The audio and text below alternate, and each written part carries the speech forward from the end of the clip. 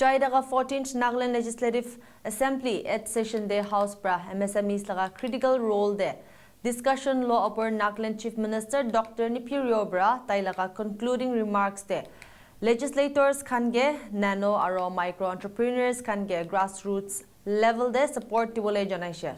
Dr. Riobra entrepreneurship promote kurade state by initiative law highlight kurigina kushiki Chief Ministers Corpus Fund Initiative Pitorde 777 MSMEs established Kurigina ase June per rupees 65.31 crore worth total project investments generate Kuriase. Dr. Rio Janaichiki state area samai 13 MSME development projects can under implementation de ase aro sate Union Ministry of MSME ke 15 additional proposals submit Kurigina ase. Itukla noigina Nagaland Skill and Entrepreneurship Development Mission under the training programs there 3,091 candidates enrolled hoigina thaka aro itu majude February 2026 takte 2,365 candidates pra taikhan laga training khotam hoigina thaka bi janaishe. Prime Minister's Employment Generation Program under the financial year 2025 to 26 nimide 454 projects target thaka janaishe. Chief Minister Dr. Nipirio laga concluding remarks saisabo. Yes, sir. I rest give my comments and on the discussion on critical roles of MSMEs in the improvement of economy in our state. Sir, move under the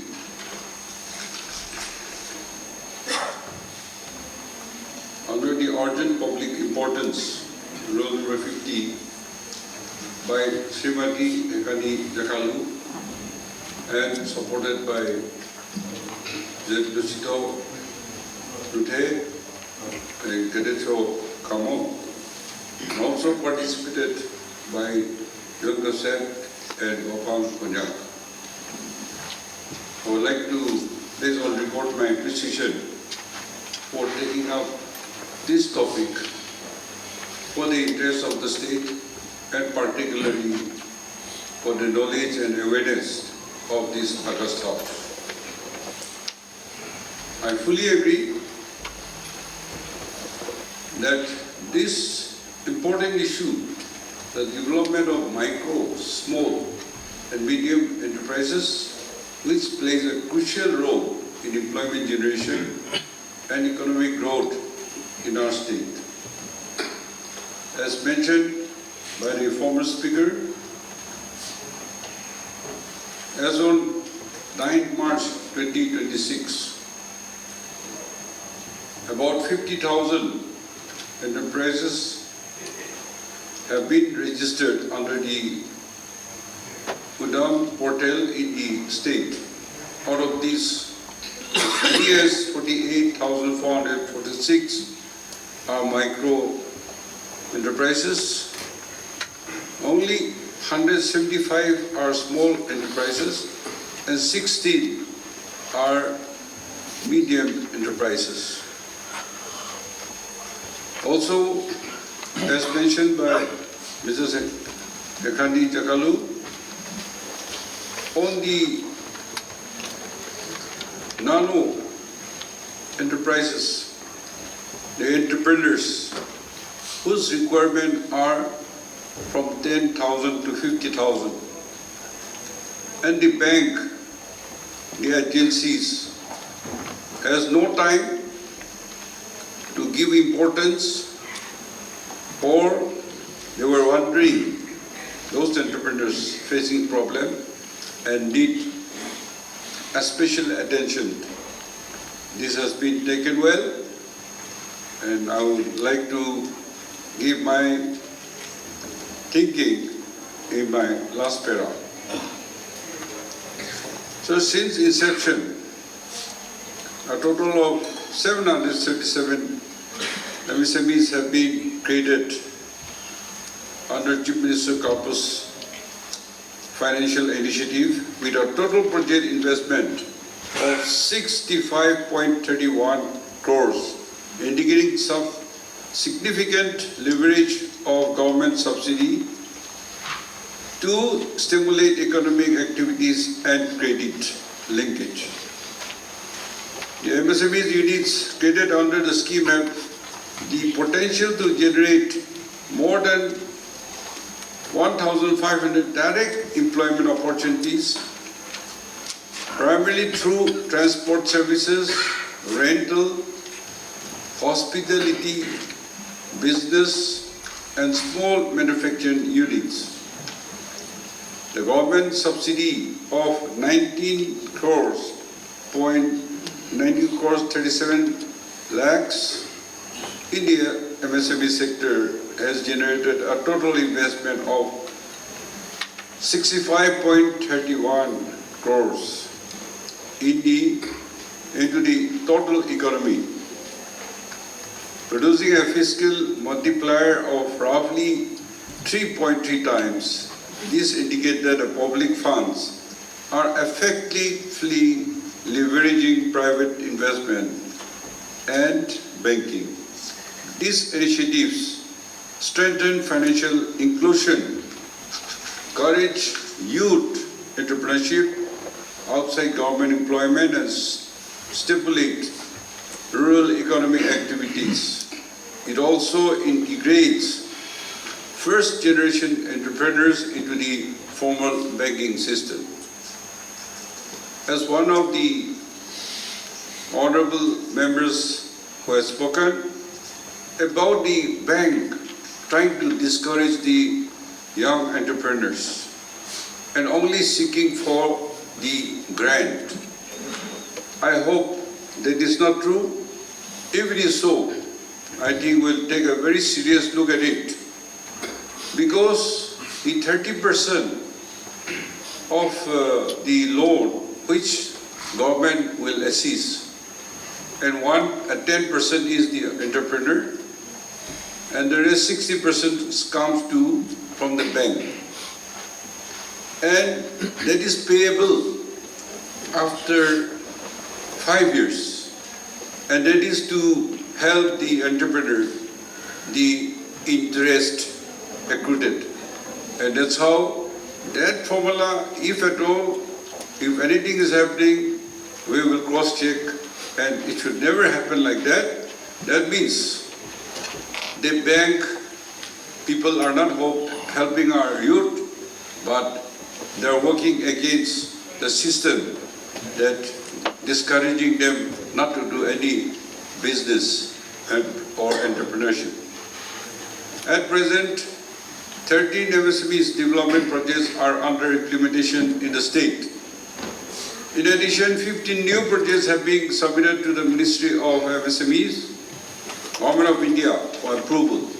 These projects aim to strengthen industrial infrastructure, promote cluster-based development, and improve productivity and competitiveness of MSMEs in our state. Under the Prime Minister's Employment Generation Program, PMEGP, the target for the year 2025 to 26 is 454 projects. So far, 66 projects have been sanctioned by bank, and 178.98 lakhs of margin money has been claimed. During the last 5 years, a total of rupees 3,715 beneficiaries are being supported under the PMEGP scheme. As members have touched upon RIM, the state is also implementing several initiatives to strengthen the MSME's ecosystem, including RIM's program, accelerating MSME's performance, which focuses on improving MSME's competitiveness through capacity building, registration drives, and buyer-sellers meet. PM Vishwakarma scheme, under which more than 25,000 artisans applications have been received, and training as well as financial assistance are being facilitated. Steps are also being taken to promote cluster-based development and value addition in sectors such as food processing, handicrafts, handloom, and agro-based industries, which have strong potential in our state. The state government is in the process of establishing a yarn bank in Nagaland, which has the potential to play a transformative role in strengthening the state's traditional textile sector, which supporting artisans and weavers. By ensuring the steady availability of quality yarn at affordable rates, the yarn bank would help reduce production costs and enable local weavers communities to remain constantly at a consistent output. In addition, the initiative could serve as a platform for documenting, standardizing, and customizing traditional Naga designs and motifs for commercial applications without compromising their cultural authenticity through collaboration with local weavers, designers, and relevant institutions. These distinctive patterns can be adapted for contemporary markets such as fashions, home decor, and handcrafts. This approach would not only help preserve Nagaland's rich textile heritage, but also generate sustainable livelihood opportunities, expand market access, and promote Naga identity in national and international markets. Further, the training program being implemented under NSEDM, Nagaland Skill and Entrepreneurship Development Mission, across multiple sectors in alignment with the mission's object of facilitating employment and livelihood opportunities for the youth of Nagaland. The training programs are implementing through expandable training providers across district, focusing on demand-driven sectors with employment potentials both within and outside the state. So, in the current year, as of February 2026, a total of 3,091 candidates have been enrolled under various training programs under NSEDM, out of which 2,365 candidates have successfully completed training. 495 candidates are constantly undergoing training, and 5 candidates were recorded as dropped out. In addition to the ongoing training programs, preparations have been undertaken to implement additional training courses under the second and third phases of the mission, with 1,102 training seats planned for the implementation in the upcoming phase. With the allocation of these additional training targets, a total of 4,193 training seats have been allocated under the mission, leaving 807 candidates remaining to achieve the overall skilling of 5,000 youths under NSEDM. Sir, the Drone School and Drone Center of Excellence was inaugurated on 26 January 2026 under the Nagaland GIS and Remote Sensing Center, Planning and Transformations Department.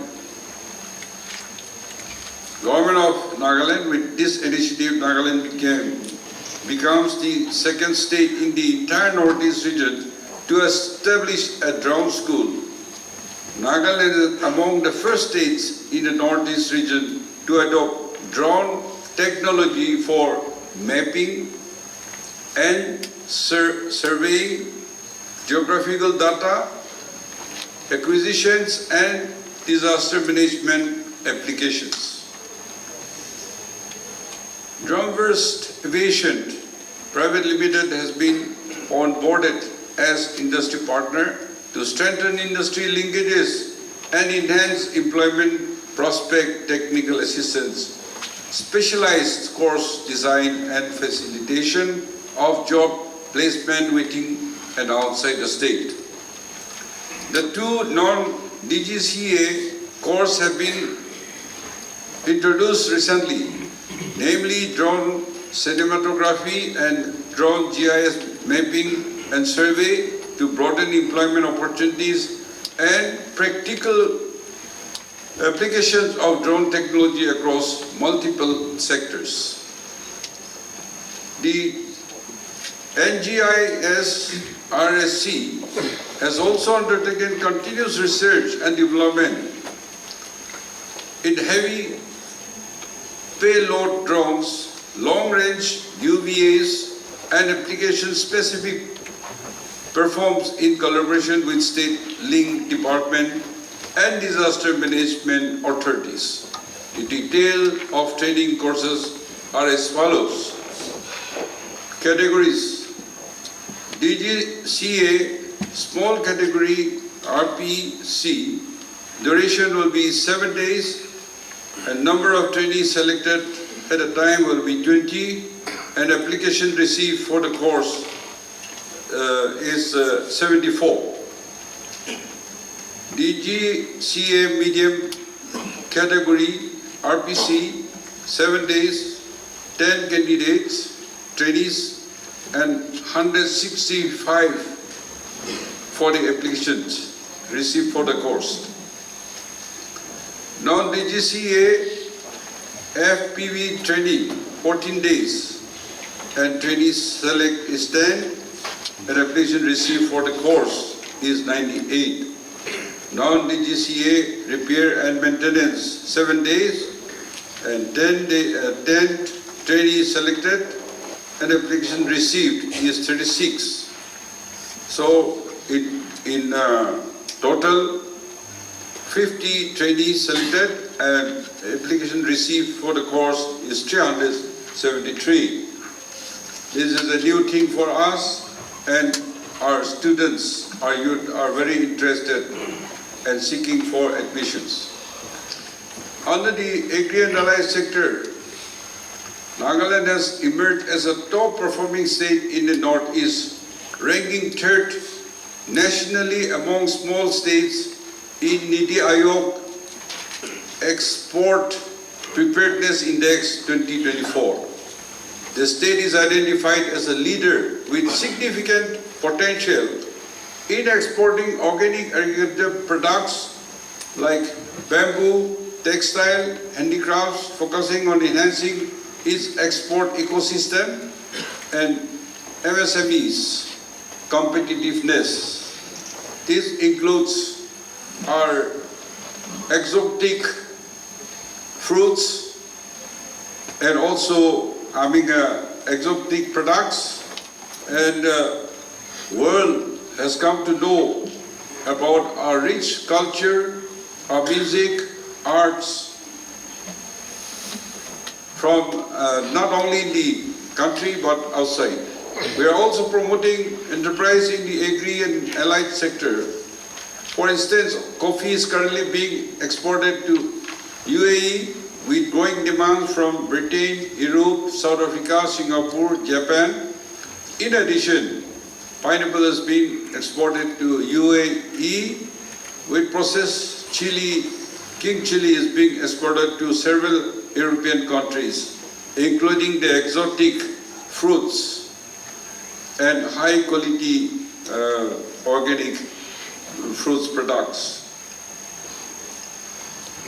Sir, I would, while thanking all our agencies who are doing skilling and trainings for the job opportunities and the banks who are helping us,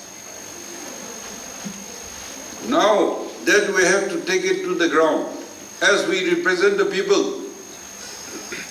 I feel that all the honorable members, elected members, we should first look into our own constituencies.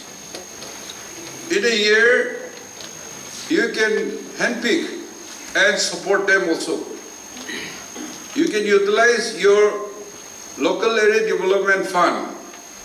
Say, basic thing in every village, you can pick up. You need a barber, electrician, or tailoring, and so many things you require.